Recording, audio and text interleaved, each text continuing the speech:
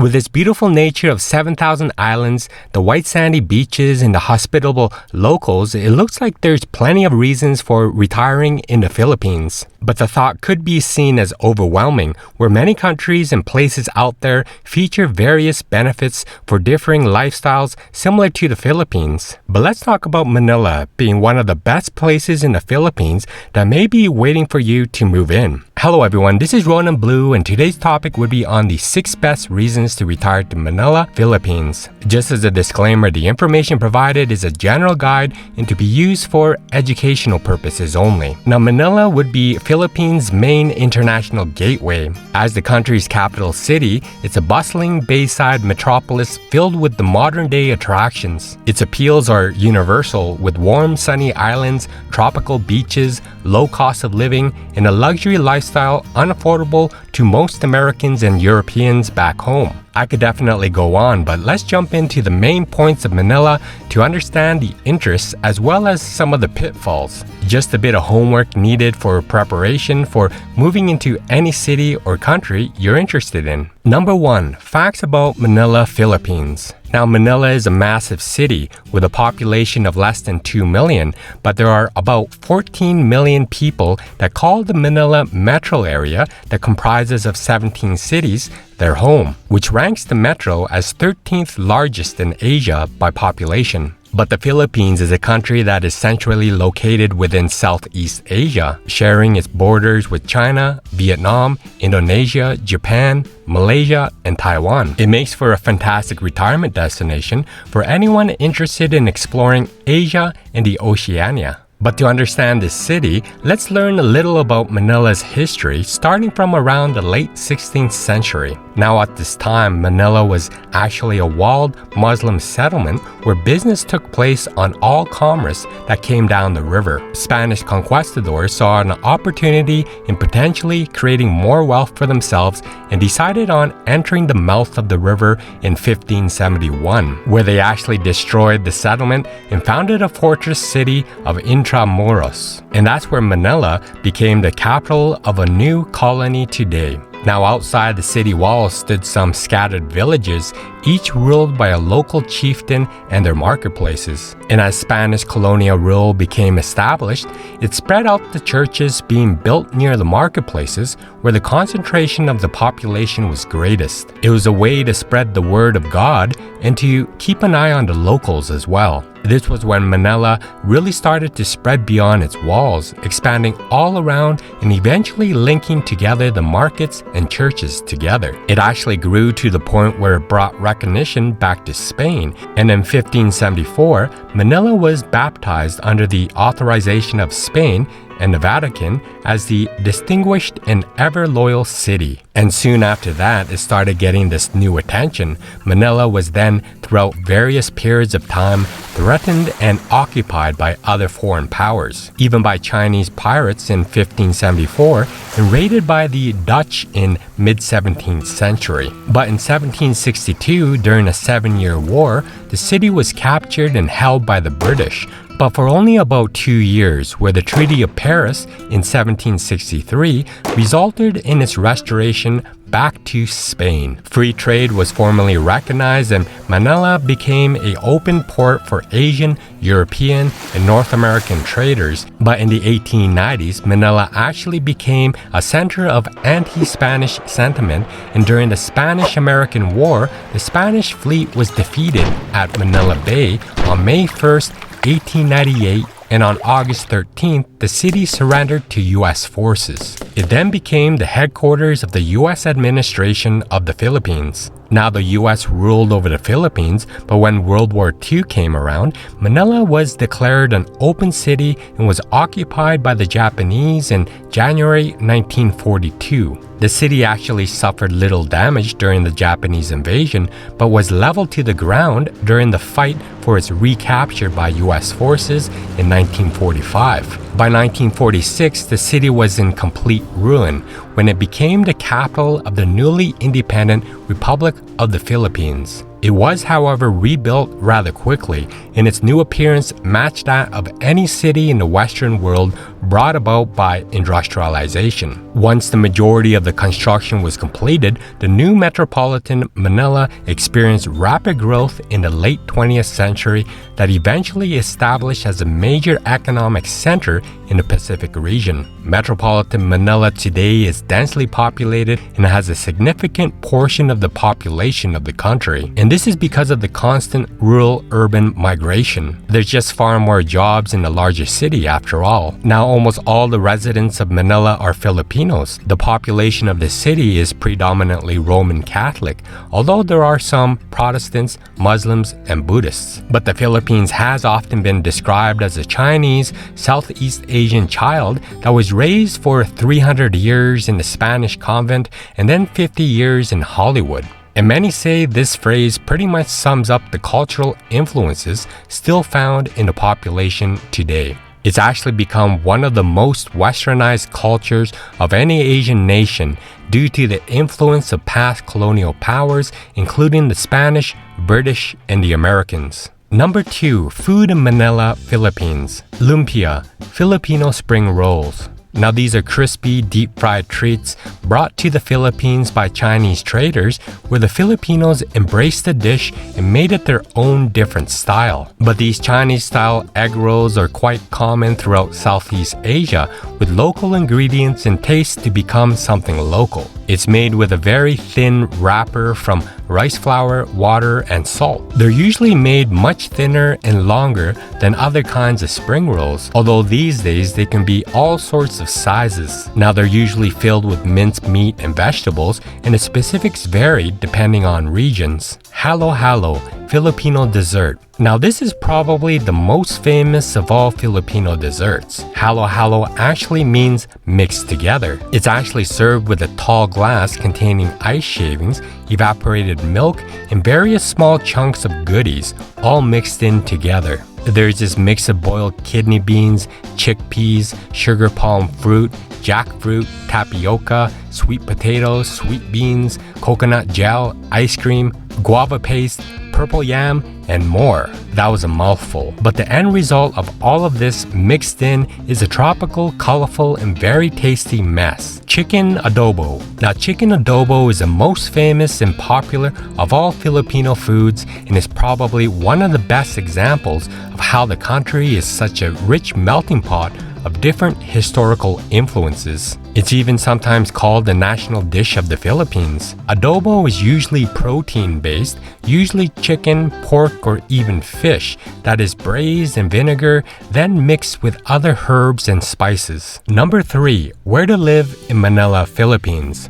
Now, as the country's capital, Manila is catered to be among the best places to live in the Philippines. It has its dramatic population and bustling streets. It's where the business, government, educational, historic, and even leisure establishments sit. It also has the multinational companies that have established their presence in the area. So it's no surprise for expats and retirees to gravitate to this capital city for relocation purposes. It has that flexible and dynamic culture and a touch of the international that provides a fun lifestyle. There are plenty of real estate properties in Manila as well. Condo living offers benefits of top quality as well. And they are usually in strategic locations with amenities such as sky gardens, infinity pools, gyms with sauna and spa, and many more. But the best places to retire in the Philippines are Makati City of the Metro Manila, especially if you're into urban living and want to engage in business while enjoying that busy city life. Now, Makati City would be home to skyscrapers and luxury hotel lifestyles as well. You'll be close to a rich and diverse shopping scene and a multicultural, vibrant lifestyle as well. But of course, there are numerous other neighborhoods all around the city as well. There's Eastwood City, the Commonwealth, Century City, Rockwell Center, and Artigas Center, and the list goes on. They're all neighborhoods that all stand out, that are more architecturally interesting, and are also near to weekend food markets, and everything is in most cases in walking distance, and it's all very secure as well. There's a lot of high-end developments, many of which are new, and the nightlife is lively and beautiful with an array of lifestyle, retail, and wellness spots that attract night owls looking for a good place to chill, hang, and even exercise. Number 4. Entertainment in Manila, Philippines. Now, Metro Manila is a vibrant metropolis, but you'll find that many will tell you to escape the capital and explore the more popular and natural beauty of the surrounding Philippines. But there are still many things to do in Manila as well, while the beaches are always close by. Yes, there's the traffic and towering skyscrapers, but you'll find that there's a lot of culture and fun activities to do in the city. It's a great place for foodie lovers, shopping destinations, lively nightlife, and even historic attractions. But if you do have a bit of that historical itch, you can visit Intramuros Fort Santiago, built during the Spanish regime. It actually has remains of its Spanish-era landmarks, old walls, fortresses, gates, and buildings that portray Manila's old age history. They even include UNESCO World Heritage Site churches, Spanish-style structures, and museums. They even give you the chance to explore its underground dungeons, hidden places where Filipino soldiers during the Spanish War hung out. San Agustin Church, the oldest stone church in the Philippines,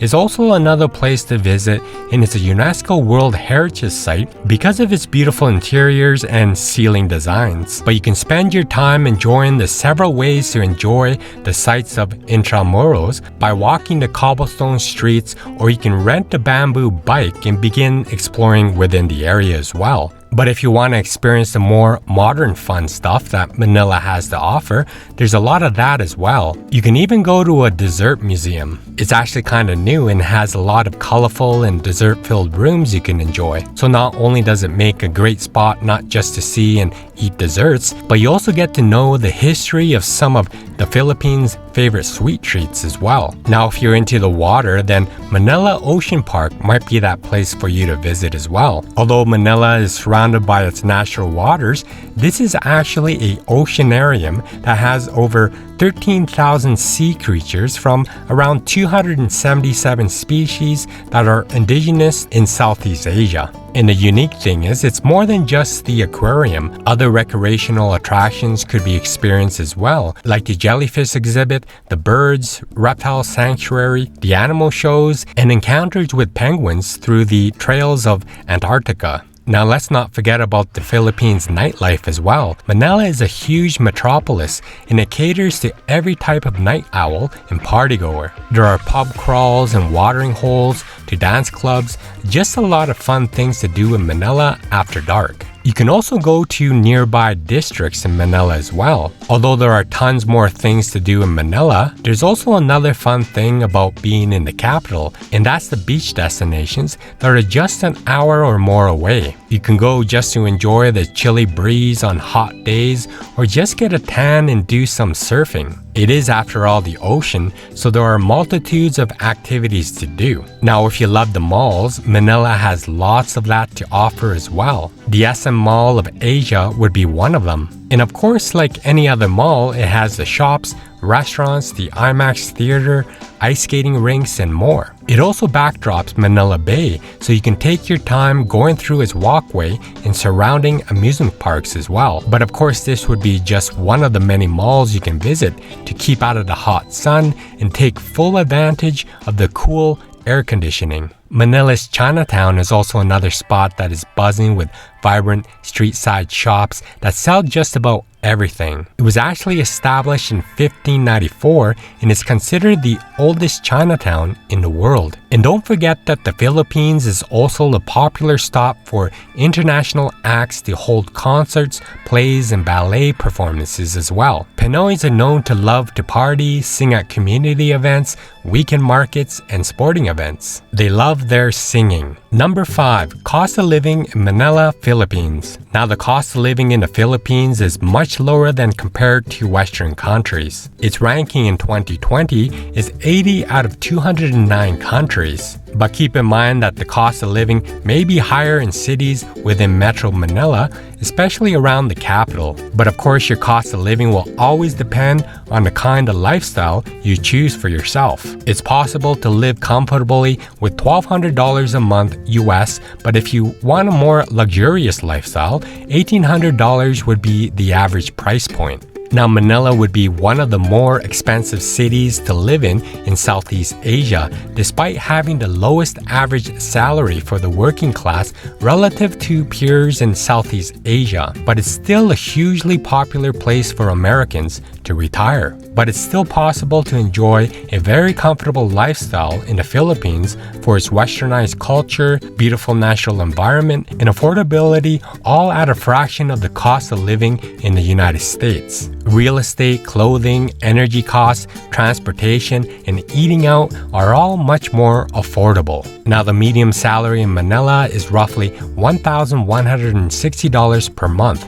and it represents a middle-class lifestyle for a local. But if you look further at the breakdown of the cost of living across the country, you'll find that it hugely differs, especially outside of Manila, where it's possible for you to spend about $1,000 USD a month to live comfortably in the Philippines and other areas as a retiree. But looking at your main bills, your utilities, services of electricity, water, internet, and your mobile phone plans, sadly, these companies in the Philippines are pretty much monopolies, so prices are a bit higher as compared to other Asian countries. But keep note that the quality of service is very good, especially in the last 2 decades. A one-bedroom serviced apartment within Metro Manila can cost you about $600 to $700 per month, which covers monthly rent, homeowners association fees, utilities, and internet connection. And most of the newly built condos have a fitness center and a pool. And if you're renting in the outskirts of Metro Manila, rates for the same type of accommodation may cost around $100 to $200 or even less a month. So because of the accommodation prices, it's easy to see why the Philippines has become such a popular retirement location for American retirees. It's a beautiful country with warm weather, friendly people, and a relaxed way of life. It's almost the perfect location for retirement. So here's a breakdown of the cost of living in Manila. A meal at an inexpensive restaurant would be $4.19 between $2.09 and $8.38 USD. A meal for 2 people at a mid-range restaurant for a 3-course meal would be $25 between $14 and $46 USD. Basic utilities for an apartment would be $121 between $83 and $249 USD per month. The internet would be $50 between $31 and $73 USD per month. An apartment 1 bedroom in city center would be $693 between $418 and $1,256 USD per month. An apartment 1 bedroom outside the city center would be $344 between $188 and $523 USD per month. An apartment 3 bedrooms in city center would be $2,238 between $1,256 and $3,770 USD per month. An apartment 3 bedrooms outside a city center would be $942 between $628 and $1,466 USD per month. So Manila is not super cheap, but you can see several reasons why people want to retire in Manila. For that multicultural food, the nightlife, and if shopping is your pastime, the city has a lot of mall culture as well. So most expats can live on a monthly budget of between $1,200 to $1,800 USD a month, but there are a few that can live well below the mean by living more like the locals. But this is only possible if choosing to live a simpler life and avoiding Western habits like Starbucks, and not eating at any Western restaurants and shopping in local food markets as well. But keep in mind that there is a 12% value-added tax on almost all goods you purchase, except for agricultural food products like vegetables. But the taxes are already included in the prices, so there are no extra surprises. So the average retired US Social Security benefit is about $1,400 per month. For some people, what you get from Social Security will be enough to cover your cost of living. And if you assume a 4% withdrawal rule that I talk about in a couple of my vlogs, a $450,000 retirement savings would be enough to cover a middle-class retirement in the Philippines, with a lifestyle that would cost 100% more in the United States. Number 6. Pros and cons for living in Manila, Philippines. Starting with the pros. Nature. Now, the vast majority of the islands are sparsely populated or uninhabited, so therefore, nature is everywhere. There are whale shark dives to volcano hikes, a never-ending list of outdoor activities. It is, after all, a nation that is made up of over 7,000 islands, and its coastline filled with amazing beaches. It's a scuba diver's heaven, and the thousands of dive sites range from sunken ships to shark-filled caves. And if you live there for any amount of time, you'll inevitably have the option to become certified in scuba. You can also go boat sailing through limestone cliffs in El Nido. Its famous limestone cliffs make almost every beach beautiful beaches offered by the Philippine coastline. There's also little resort towns over every coast as well, where you'll be able to find boat captains and hop to islands throughout the day and snorkel in pristine coves or lay on uncharted beaches. People are friendly. Now, many people say that the people in the Philippines have the most open culture in Southeast Asia. Now, people are willing to open up to friendships beyond just the superficial. They have a mixture of hardship, cheerfulness, kindness, and empathy. They're a happy, family-oriented culture, and even their neighbors are friendly compared to the average American. But the Philippines people are the most optimistic group of people you can probably meet. They're known to break out into song or dance to the newest pop dance. You'll even find strangers who try to feed you out of kindness just passing by a party or family gathering. But most people retiring there find it significantly smoother adjusting to the Philippines than any other early retirement destinations. And a big part of the smooth adjustment is because of its history of being a European colony for almost 400 years, then a US territory for another 50 years. Household staff. Now, if you have some of that extra money to spend, you can get affordable staff or a helper, a maid, nanny, cook, who actually do it all, and a driver as well. Your place will be clean and spotless. You can get your laundry done, get your grocery shopping done, and have your dinner made as well, all at very affordable prices. English. Now, trying to learn a local language while you're in the Philippines is pretty hard, but many won't need to because so many people will always engage conversation with perfect English. Many actually choose the Philippines as a place of retirement because of English, the larger cities anyway. In the provinces or remote islands, there are some difficulties in communicating, but even the smallest of villages, you'll still be able to find someone that will help you translate. When comparing the Philippines to Thailand, Cambodia, or any other Southeast Asian countries, there's still a higher level of English, making life easier in the Philippines. Making friends is easier, dating is easier, even ordering food is easier. In the majority of cases, Philippines are extremely warm and friendly people. Western influence. You'll find that there's a strong Western influence in the Philippines as well. The islands are festive and there's a love for American music in every corner of every island. American music is everywhere. It will be playing in the small karaoke bars lined along the coastline and along the crowded Manila streets. There are also great famous singers from the Philippines as well. Hospitality. Filipinos are one of the most hospitable and friendly people. They love a festive and fun life in which friends and family are a priority over all other things. Some Americans describe it as a place a lot like how America was during the 1950s. The culture, while very different, still has similarities to the 50s in America. And most everyone that passes you by will say good morning. Shop owners and other services will greet you politely as well. And all in all, most will always show respect to elders. You'll find many of the streets that have drum beats and cheers with block parties going on as well. Food. Now this could be a pro or a con. Now the food is really tasty, although many say it's a bit unhealthy for you.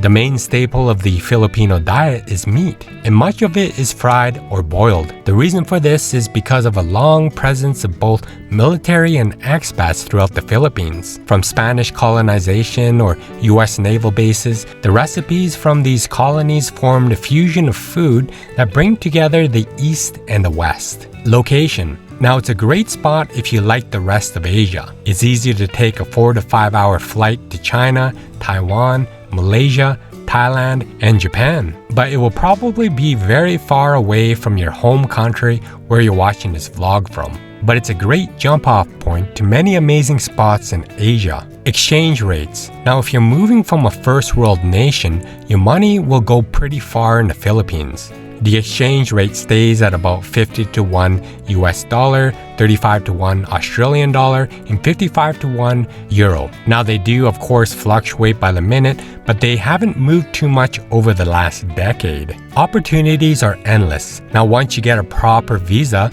your opportunities are endless in the Philippines. And this is because of its fast-growing economy, and investors are greatly eyeing this country to establish their businesses. And while walking around the streets of this country, you'll be surprised with the number of foreigners happily working in various industries such as finance, information technologies, and many more. Now let's talk about the cons. Inefficiency. Now we hear that Asia is very efficient, and in most cases it is, but it isn't so much in the Philippines. People blame it on the Spanish settlement and even on the Americans, if you like. But if there's an efficient way to get something done, it isn't what most Filipinos in the Philippines are doing. Now, it's not unusual for your food to show up a good 10 to 15 minutes late. And if you're eating in a group, some get their entrees over an hour after the first people had finished eating. They also like to say wait a while instead of saying wait a minute. So it means you'll be waiting a long time. Now what the Filipinos mean is just a minute,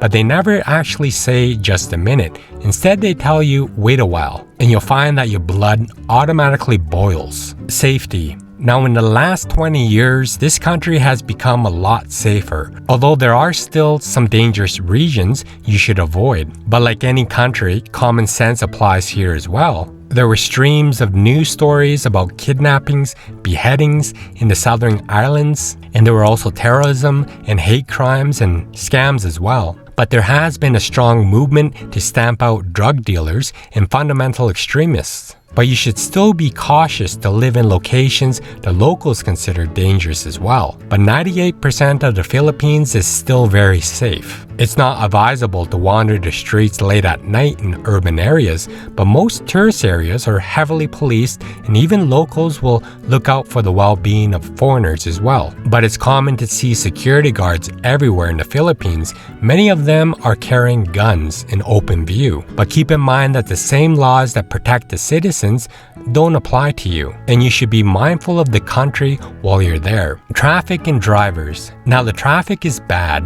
It's a pain, and most drivers are horrible drivers. Now Filipinos for the most part are super nice and friendly, but when behind the wheel, they become very aggressive. It's possible to get run over while crossing the street, even with the pedestrian light, with some drivers running a red light. The traffic and drivers will make you angry and stressed out. And the public transportation is inefficient. You'll find that cars and motorbikes flood the streets and highways. Some people will even say that the rush hour is from 6 a.m. to 8 p.m. And most expats and upper-class locals don't drive themselves. It's actually widespread practice for families to have 1 or 2 drivers on staff. For those that don't want a driver, the cost to grab the Uber of Asia is roughly $5 for most anywhere you need to go in the city. Expats can't own property. Unfortunately, expats aren't allowed to own land in the Philippines. If you're married, you can have your Filipino wife or husband purchase a home, but hopefully you can keep that relationship. But foreigners, unfortunately, aren't allowed to own property in the Philippines. Now you can buy a condo, but someone else in the Philippines owns the land. So you're basically at their mercy in this type of sale. But if one of you are Filipino, then you can buy a place in a Filipino name. Natural disaster. Now, due to the torrential rain that tropical storms bring and also poor infrastructure, flooding is a problem. Now, if you live in Manila or Cebu, any significant rain will choke the city with flooded streets. So you need to be mindful of the elevation you choose to live in because you want to pick a location that is insulated from storms. Some of the most violent storms rise up in Southeast Asia, and the villages are almost wiped off the map. Also, the Philippines sits in a disaster-prone region of the world. It sits along the Ring of Fire and it has numerous active volcanoes. But it also sits next to warm water bodies that are pathways for devastating typhoons. The South China Sea and the Philippine Sea both conjure up tropical storms and typhoons between the months of June and November. So you can expect in many places both heavy tropical rains and flooding. Both storms and volcanoes are fairly common news in the Philippines, and you can be expected to be inconvenienced by one of the two when living there. Foreigners overcharged. You'll find that expats report this often. They have feelings of being overcharged for items or services. So you always need to do the research beforehand on what things should actually cost. If you think the price is too high, just stand there for a moment, holding or looking at the item, and often they will lower the price. Asking for what their last price would be another option as well. And asking for a receipt will lower the price as well. And keep in mind that if they don't, they'll get fired by the owners, especially if the booth owner sees they are overcharging and pocketing the difference. But if the price is just slightly inflated, and you can afford it, you can consider just paying for it. But if the people start seeing you more often and get to know you, they won't try and raise the prices as often. Healthcare. Unless you live in and around major cities, the medical care isn't sufficient. There's only a handful of specialists in the country with the capability to handle major medical issues, like heart surgery. The location you select to live will have major implications on the access to good healthcare in the Philippines. Now, if you're planning to retire to the Philippines and you anticipate health issues, then you should try to live in or close to Manila. While the overall care in Manila hospitals are very good, they're known to lack in comparison in cleanliness and comfort to what you might expect from a hospital in the West. Furthermore, if you do decide to live further out in a province, you should only consider an area with an airport that has daily flights to Manila. Now, having medical insurance is recommended, but on the whole, medical procedures are relatively cheap in the Philippines. But having good insurance or cash on hand will give you prompt service. So yes, that's right, you can pay in cash in some hospitals. Now, retiring in Manila means being just a few short hours away from the beach, and who doesn't want to spend retirement in year-round warmth with a backdrop of lush green rainforests or white sand beaches? The cost of living in Manila is also about 60% less than the United States. Even the Philippine government encourages and helps retirees and expats get legal retirement visas. They even have dedicated websites that are easy to navigate through them as well. But with any country, not all is good though. The infrastructure can be lacking, but the warmth and hospitality of the people may make you forget about it. It seems in the Philippines, life is more about the relationships you build. So while there is issues like natural disasters or healthcare, the ease of foreigners to assimilate quickly with the English-speaking Filipino people will make any inconvenience seem smaller. Well, tell me what you think of living in Manila, Philippines in the comment section below. If you like this vlog, please don't forget to hit that like button, subscribe if you haven't already, and hit that notification bell for more of my coming content here. Thank you for watching my vlog. Be free, gain wealth, and travel far.